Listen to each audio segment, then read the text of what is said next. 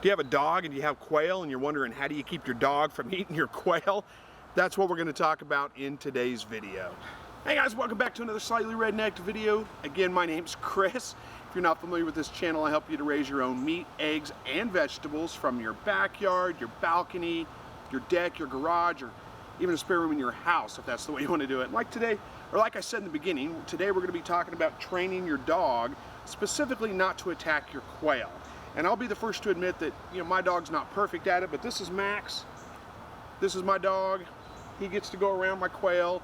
They're up in an a tall hutch, so I don't have to worry about him too much, but I do want to train him not to go after him all the time. Now I will say he's got a strong prey drive. He's part pointer, part pit bull. If there's a rabbit, a squirrel, a cat, something like that, he will tear out after him. He'll go after it if I can't get him stopped before he goes after it. So I want to give you a few tips and tricks that you can use to kind of train your dog to keep them from wanting to just bolt after your quail or go after your quail all the time. And it really starts with just basic training. You can see my dog is sitting right here, laying right beside me, because that's what I told him to do. So he'll stay right there. He should stay right there until I tell him he can get up. That's how I've trained him, and that's really where it starts.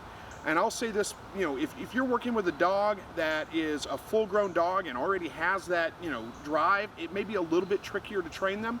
But we got Max as a puppy, and it all started when we first brought him home. The first thing we did is we attached a leash to his collar. That leash was attached to me. If I was home, that leash was attached to me. So when I got up and went to the other room, he got up and went with me. We didn't play until I said it was time to play. We didn't beat him, we didn't do anything like that to him, but what that taught him was to look to me for guidance.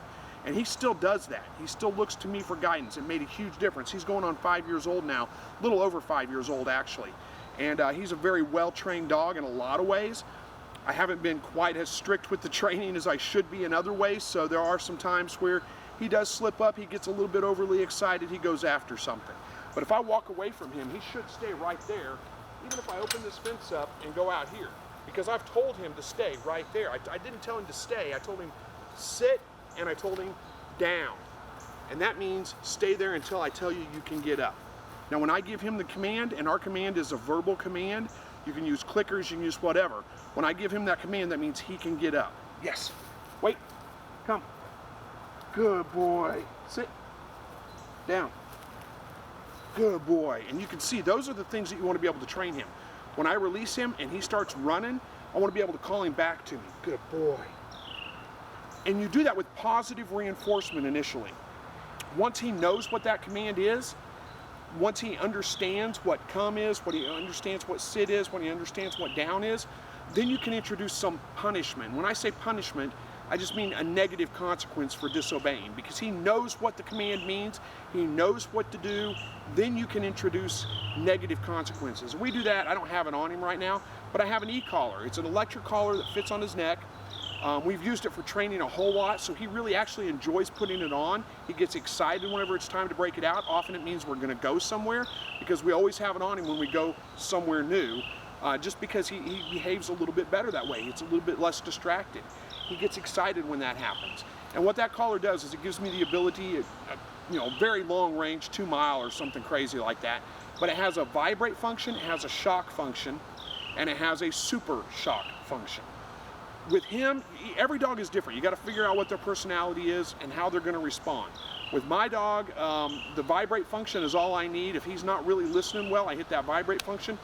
It just grabs his attention, he follows me, unless he's bolted out after a cat or something like that, and I need to get him back quick, and then it's the hard shock to break him, to get him to turn around. And as soon as he turns around, he's coming back towards me, it's reward, it's praise, it's good boy, it's all those kinds of things to get him to return to me. That's only when I need it do I use those. Only when he's not responding, when I give him a command, I know that he knows. So, give you some examples here. Let's go out near the quail, and we'll kind of show you some things that we work on here. 2 other commands that you should always teach your dog is, you should always have a good recall before you do any of this. That means when I tell him to come back to me, I have that one command. You heard me use it a minute ago. I don't want to overuse that because I don't want to desensitize the dog to that. But when I say come, he should come to me. And if you don't have that good recall on your dog, you need to work on that first. And you work on that with a long lead, let him get out there a ways. You know, if you can get a 20-foot rope, 20-foot lead, let him get out there a ways, call him to you. If he doesn't come immediately, it's tug on that rope until he turns. As soon as he turns to you, yes, good. You have a high value reward that you give him, a piece of chicken, a piece of, you know, something. Very small amounts, something that's easy to chew up. I don't use a lot of treats anymore because he's well trained, but Max, here you go, buddy. Good boy. But occasionally I will use some treats like this, and that just keeps him guessing. He's you know, when he needs to reinforce his training, we use treats. I never give him treats without making him do something for them. The other command that you should teach your dog is wait.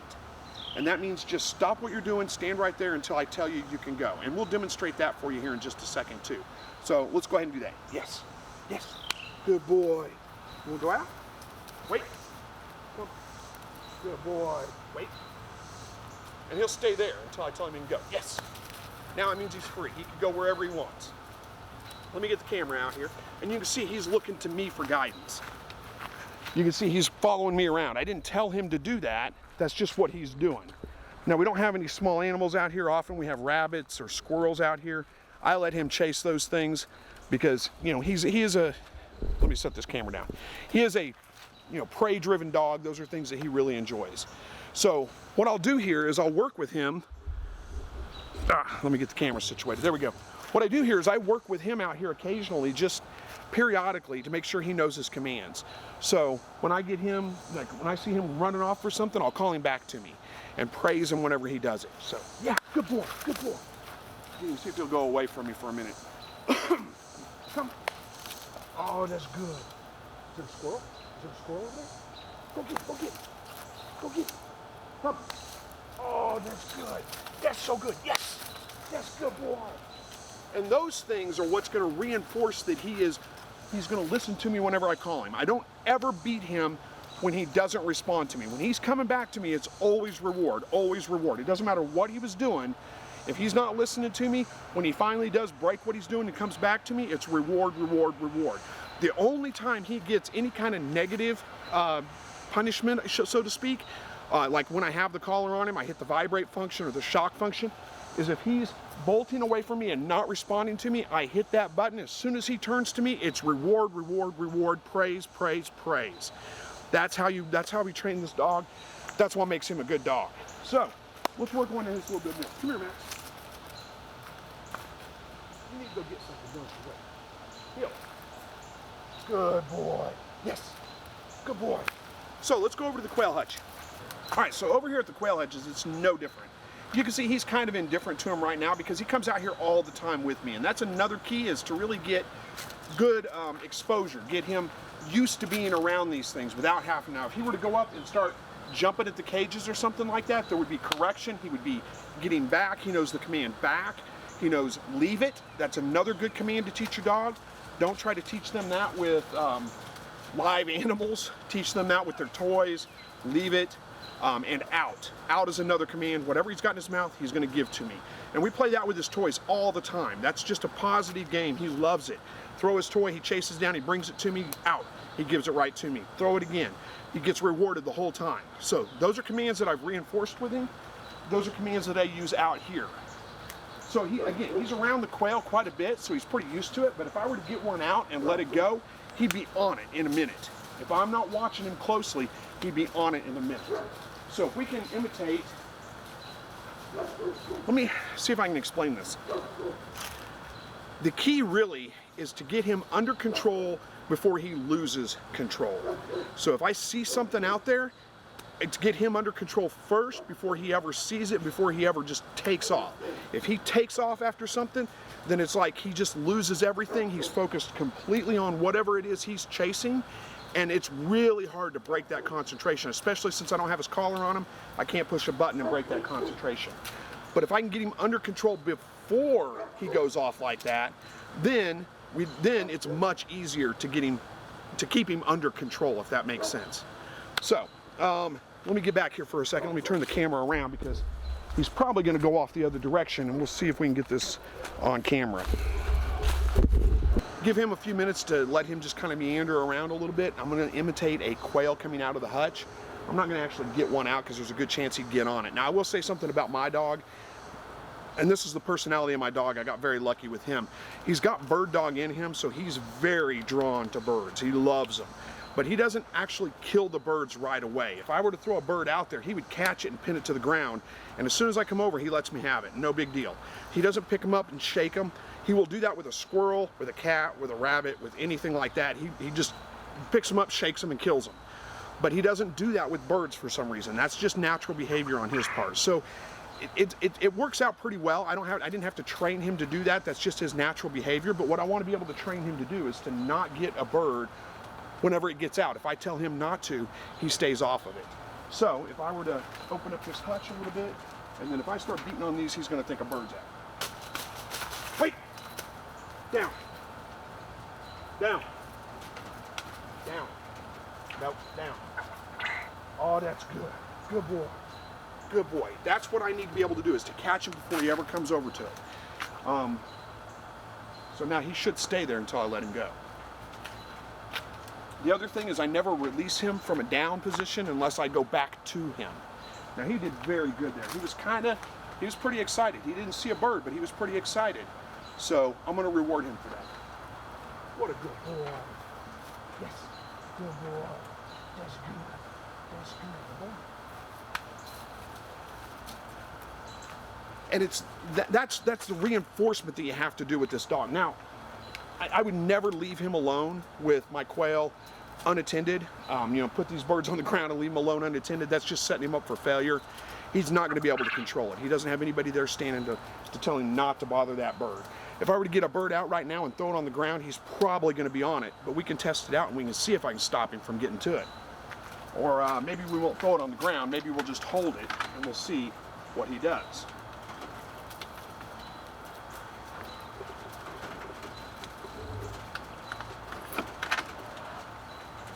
Okay, so we've got a bird, and you can see he's got to know I've got the bird. He sees it.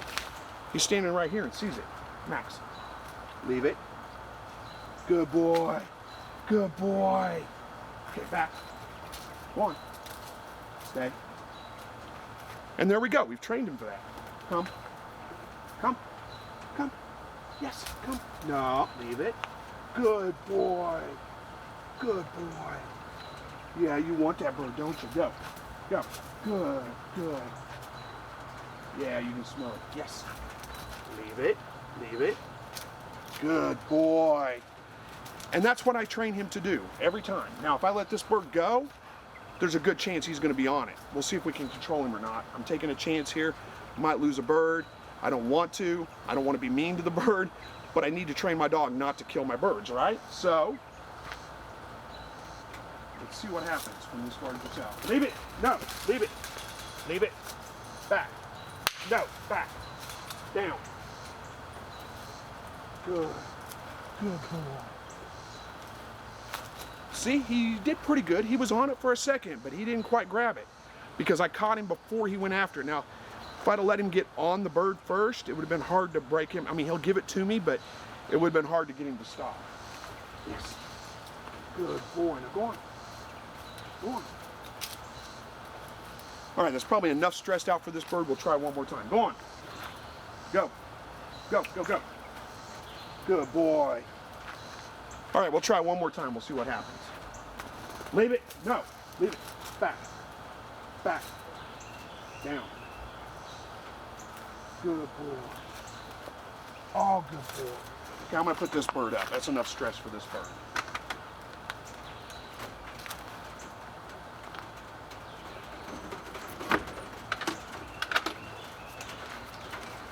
And with all those commands that I've taught him already, the obedience that he knows already, it's not too terribly difficult if I can catch him in time. And the problem is I usually can't catch him in time. Usually, if a bird gets out, I've got my hands tied up and I don't know where he is and he's on it before I even know it. So, but he very seldom ever kills a bird. Yes. Good boy. There you go, good boy. All right, go on now. He very seldom ever kills a bird though, and that's just kind of luck. Like I said, that's just his personality, it's just who he is. He'll pin that bird down and he'll hold it there. If I leave him long enough, the bird will eventually die, probably from stress if nothing else. But he very seldom ever kills a bird. He just catches him, he just pins him down to the ground, and holds him there, and I can walk right up and grab it and say out, and he lets it go, no problem. He doesn't bite down hard on him. It's just the way he is. But if you work with your dog consistently to leave those birds alone, you can get him to leave them alone. But again, only under supervision. I'm not going to leave him alone with the birds. That's just too much temptation. This will work with anything you want to do. But you have to have that base training down first. You have to be able to teach your dog to recall, to leave it when you tell him to leave it, to wait, to down in the down position. All those things have to be taught and have to be known well before you can expect him to respond to you when it comes to not chasing a bird or something like that. Now, I will tell you, when when we first had him, he would jump up at the hutches, want to startle the birds. I broke him of that because when he did it, no, back, leave it. Those are the commands I use him. Leave it, back, and he'll scoot back. Like, Max, back. Good. Back. Back. Good. Good boy. And once you teach him those commands, again, you've got to get him before he's full bolt on it. You've got to catch him before he really gets going, because once he gets going, his focus isn't there anymore. You've got to be able to break that focus. The collar works really well. I don't have it on him right now because he's a pretty well trained dog. He listens to me pretty good. There are times when he will start getting laxed with his response, won't listen to me nearly as well, and I put the collar back on him for a couple of days. And then we're back to being just fine. You know, he's pretty easy dog to train, so I got a little bit lucky with this one. Come here, buddy. Come here. Come to me. Who's a good boy, huh? I got pretty lucky with this dog. He's a pretty good dog to train. Now, I paid for a trainer to come in and train my dog. He actually did more training of me than it did training my dog, trained me how to train my dog. And he even said, this dog's gonna make you guys look like excellent trainers. So I can't take all the credit for how well my dog behaves. I mean, those are the techniques I use. Those work with pretty much every single dog out there, but some dogs are gonna be easier to train than others. Some are gonna require more work than others. So anyway, I made this video basically because I got asked this on a live broadcast I was on the other day on Koternik's Corner. They asked, how do you train your dog not to kill your quail? Leave it back. He's after a wasp this time. Good boy. Good boy. He probably deserves another treat for that one. Here you go. Good boy. Good boy. Yeah, I don't want him to grab a hold of a wasp. He likes to chase bugs, and usually I encourage that, but when he goes after a wasp, it's always leave it. He hasn't gotten one yet. I'm afraid he's going to. I used to have a dog that would get him and lips would swell up really bad. It was kind of funny. But anyway, where was I? I was on a live broadcast with Koternik's Corner. Somebody asked how I train my dog not to kill my quail. That's it. Now again, he's not perfect. If I leave him alone with quail on the ground, he's probably going to eventually kill them. I mean, he's just, you can see him. He wants to get that bird. It's hard to break him of that habit. But he's good enough that when I have him out here with me, I don't have to worry about it too much. I don't have to watch him like a hawk. I do have to keep an eye on him. But again, I have those basic commands down. The recall, the wait, leave it, back, down, those kinds of commands. He's already been taught those. He knows what they mean, and he responds pretty well to them. That's why I feel confident having him off leash around my birds or in this yard. This is not a fenced in area right here. This is all open. He could go pretty much wherever he wanted to. So anyway, hopefully this video helped out a little bit. I know it wasn't necessarily as in-depth maybe as you wanted to, but that's the technique. You just got to reinforce it. You got to work on them every single day until they get it down. And then sometimes you got to work on it again after a while because they'll start getting laxed with their training a little bit. And you just got to reinforce that training every once in a while. So thank you guys so much for watching this video. I hope you found it useful. And as always, God bless.